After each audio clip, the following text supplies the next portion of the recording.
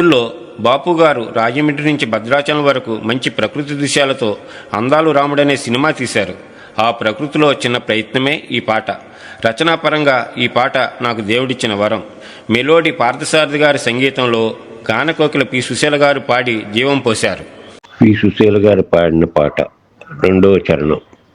ఇసుక తెన్నులు చూస్తూ